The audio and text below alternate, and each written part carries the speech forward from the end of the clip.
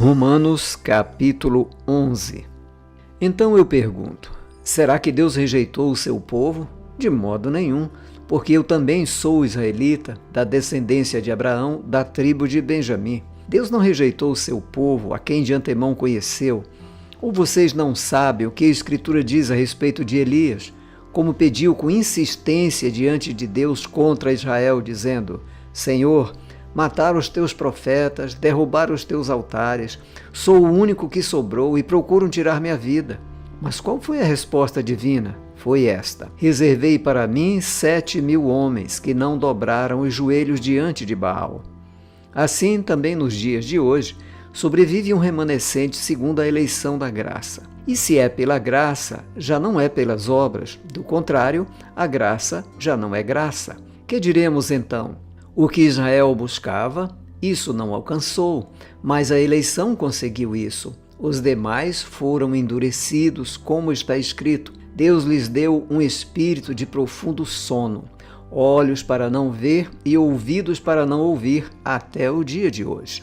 Davi disse: que a mesa deles se transforme em laço e armadilha, em tropeço e punição, que os olhos deles se escureçam, para que não vejam, e fiquem para sempre encurvadas as suas costas. Então eu pergunto, será que eles tropeçaram para que caíssem?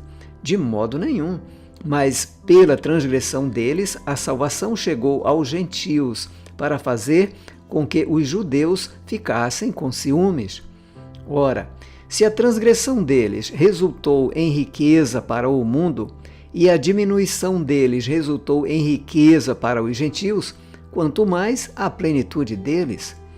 Dirijo-me a vocês que são gentios, visto que eu sou apóstolo dos gentios, glorifico o meu ministério, para ver se de algum modo posso fazer com que os do meu povo fiquem com ciúmes e alguns deles se salvem.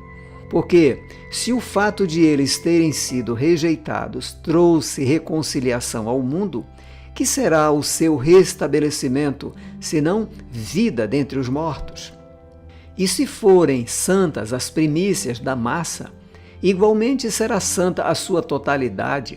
Se for santa a raiz, também os ramos o serão.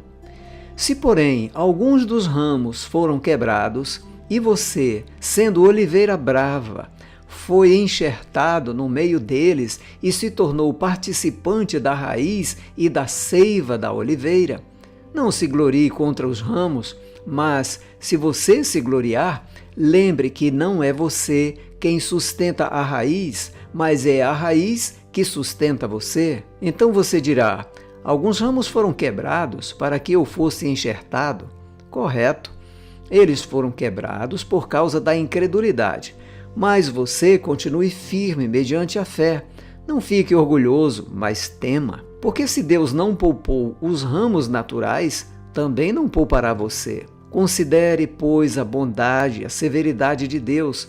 Para com os que caíram, severidade, mas para com você, a bondade de Deus, desde que você permaneça nessa bondade. Do contrário, também você será cortado. Eles também, se não permanecerem na incredulidade, serão enxertados, pois Deus é poderoso para os enxertar de novo.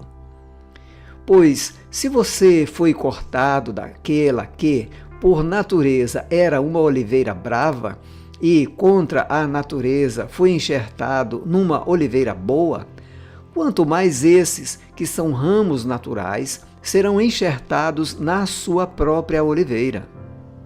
Porque não quero, irmãos, que vocês ignorem este mistério, para que não fiquem pensando que são sábios.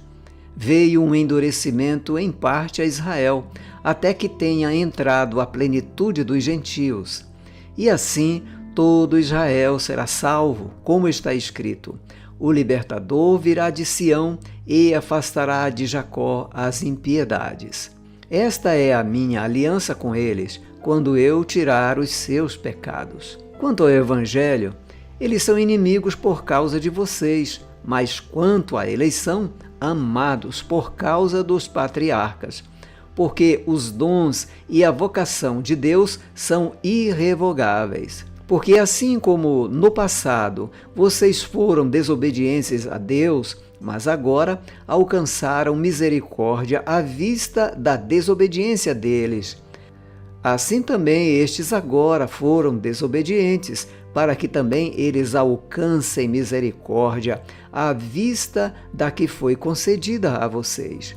Porque Deus encerrou todos na desobediência, a fim de mostrar a sua misericórdia a todos. Ó profundidade da riqueza, tanto da sabedoria como do conhecimento de Deus! Quão inexplicáveis são os seus juízos e quão insondáveis são os seus caminhos!